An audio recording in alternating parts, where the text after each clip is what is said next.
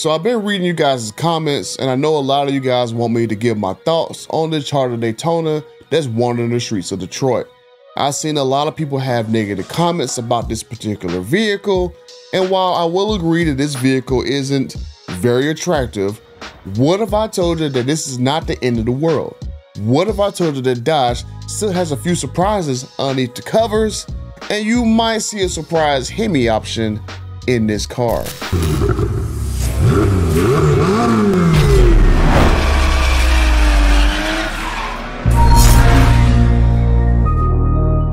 So welcome to the 92% of you guys who watch me on a daily basis but don't subscribe to the channel. Let me fill you in on a little secret. Now, I've covered the Charger Daytona and researched it probably more than anyone on YouTube. I want to give this vehicle a chance so badly, but I'm sorry that this car looks like only a soy latte drinker lover will actually like this car. There's really no angle that I really like about this vehicle other than the rear end, but I want to remind everyone that this car is simply the electric version of the Charger Daytona. As you can see on the rear bumper, it says Daytona on it. Now, I would bet that the other high trims, it will probably have some kind of script right there in the bumper that tell you what kind of car this is, whether it be a Scat Pack or a Heritage car or a Hellcat variant.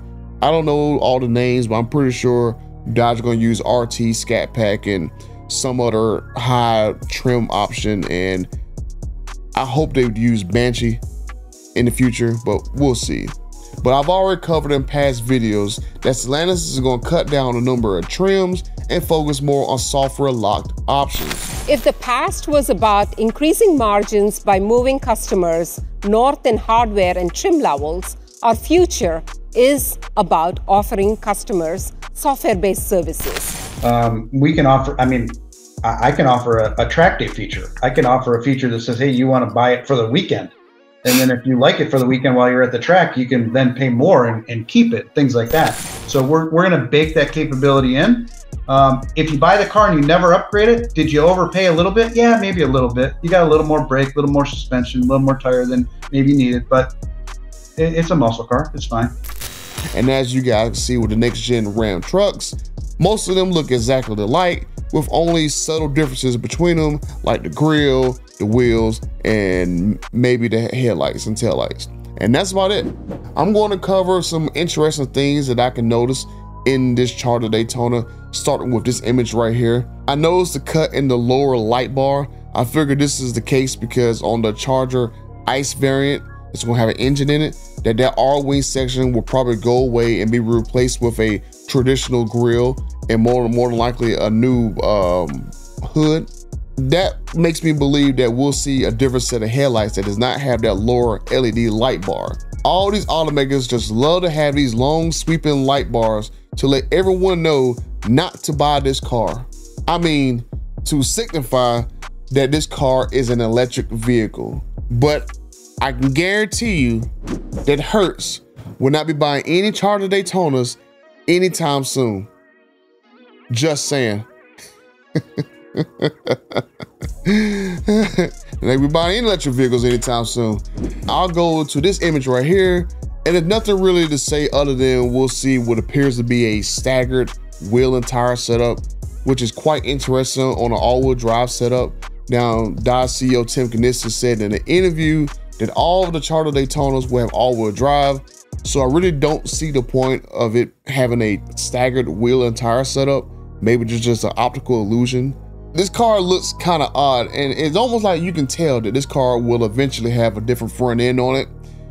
The side sculpture and the front just do not look like they actually belong together. Like, it's kind of like the Hornet, where you can tell that the Hornet is not really exactly how it's supposed to look.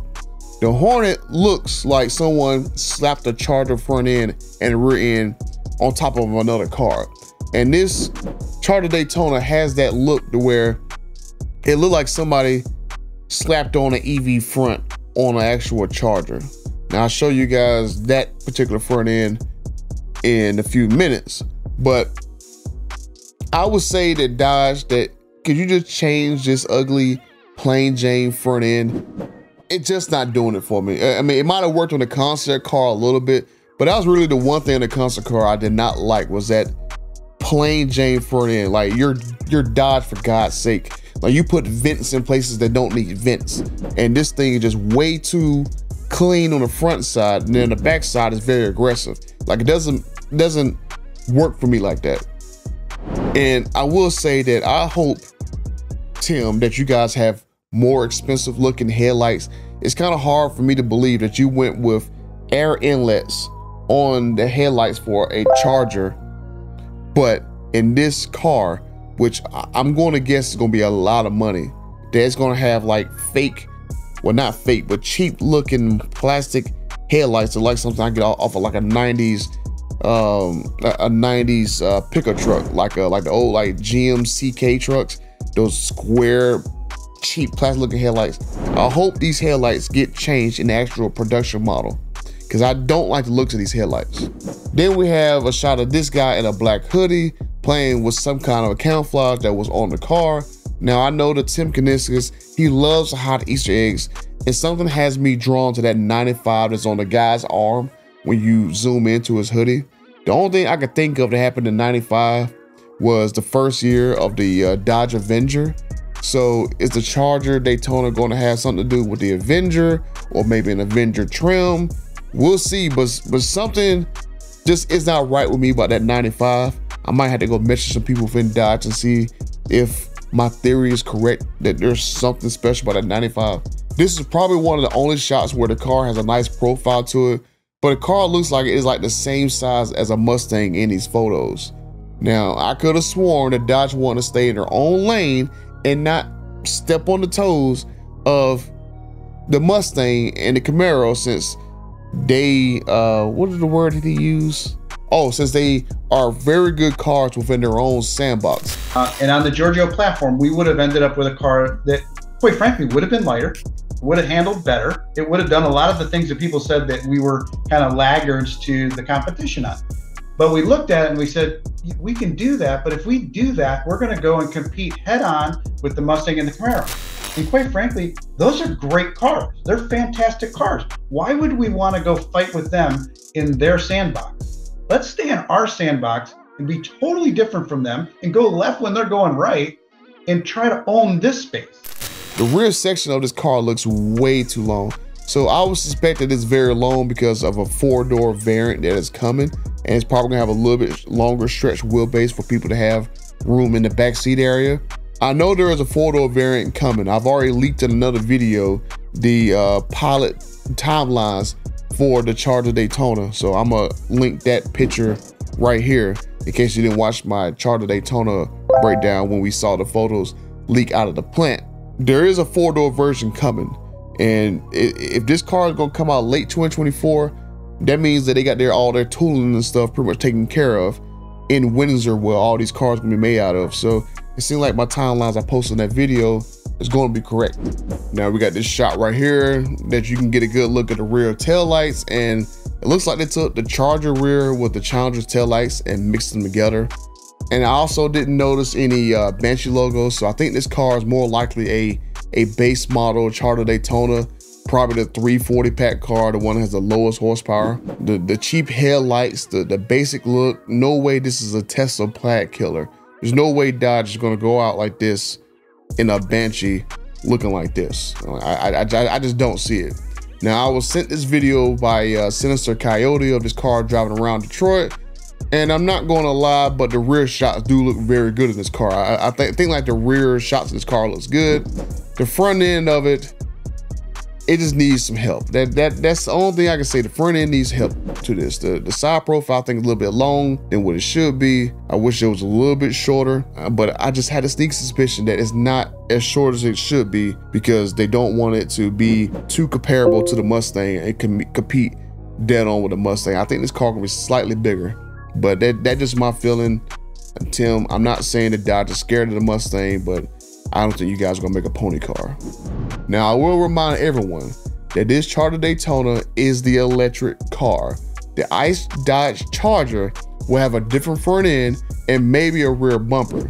If you guys remember during Dodge's EV Day a couple years ago, Tim Kniskus teased a car that we have still yet to see. this Charger Daytona body and this front end on this car, I think will look very good together. So I'm not too worried about the looks of this particular pre-production car that we see right here. Now, I've covered this in other videos, but the front end on this red car is very similar to the current or the former Dodge Charger, and looks to be very, very inspired by that car when you put them side by side. My only concern is the sound of the Hurricane engine car, and so far I haven't heard anything that will convince me that a Dodge Charger is going to be more desirable than a Ford Mustang V8 Dark Horse.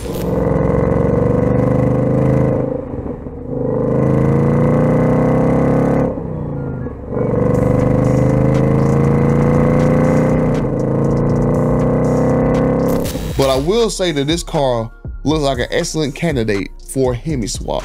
Now, I've done the research and I learned that the Hurricane and the Hemi engines have pretty much the same exact mounting locations, which you can pretty much tell from the Grand Wagoneer having a 392 and a Hurricane option. The Grand Cherokee has a Pentastar, a Hurricane, and a Hemi option.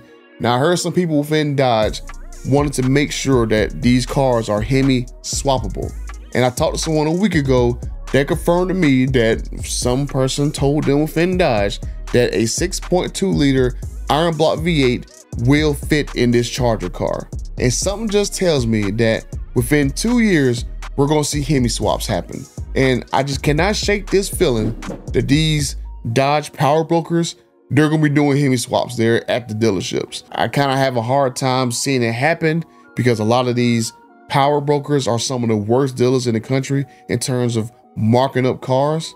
Either dealerships are gonna be doing this, or you're gonna have performance shops around the country doing Hemi swaps into these next gen cars. I will also remind you guys that Dodge only confirmed that the 6.2 liter iron block supercharged V8 days are numbered. I still haven't heard of a 5.7 or 392 engine being discontinued. There is still a Wrangler 392 for 2024. There's still a Ram HD truck with a 392 in it. There is still a 5.7 Hemi and the Grand Cherokee L.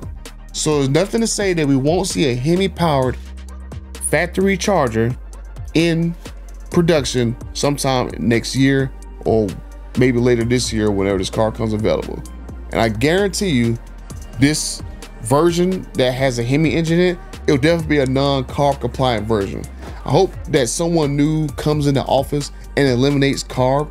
You shouldn't have to build two cars with two variants of the same car to satisfy a handful of states in the United States of America.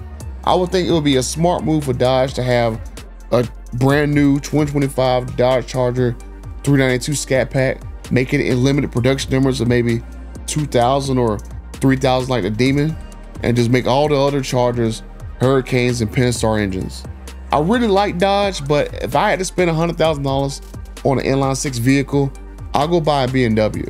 $100,000 and a Charger, a Ram 1500, and a Grand Wagoneer, and an inline six just doesn't make sense to me. Like this whole thing of raising prices like $50,000, oh not $50,000, but raising prices up 50% over the last 3 to 5 years, it's just gonna make these vehicles just a hard sell. I mean, I thought that Dodge, Jeep, Ram were supposed to be blue collar brands, but all these American OEMs, including Ford and GM, have forgot that majority of their customers aren't rich, especially me.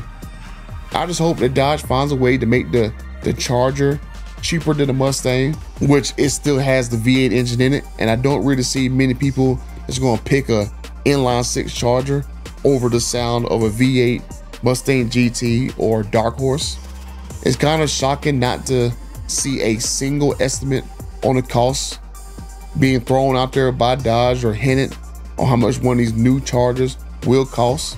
Now, I will cross my fingers that the Hurricane standard output car is less than $40,000, and the Hurricane high output is less than $50,000, which will undercut the Mustang in pricing and be very comparable to the current cars in terms of narrow body Challenger pricing. I have no idea what Dodge will do with the Challenger nameplate. Hope that the Challenger retire for the next about 4 or 5 years, and then they bring it back for a brand new 2028 Demon. It would be insane for Dodge not to have a Demon trifecta of a 2018, a 2023, and a 2028 Dodge Charger Demon. Tim Canisius, you gotta make this work somehow. I would love to see a final V8, but if it has to be a hybrid Hurricane system, please make the horsepower in that car 1,666 horsepower in all-wheel drive.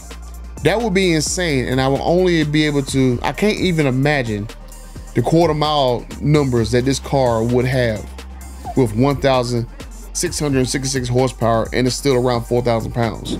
But let me know what you guys think. Would the Charger lift up its skirt to show us a better looking front end? Would Dodge sneak a new Hemi in a limited edition version of the Charger? Or will shops around the country be busy dropping Hemis into the next gen cars? Make sure you leave this video a like and subscribe to the channel if you're one of the 92% of people who have not subscribed yet. And until the next video, I'm out.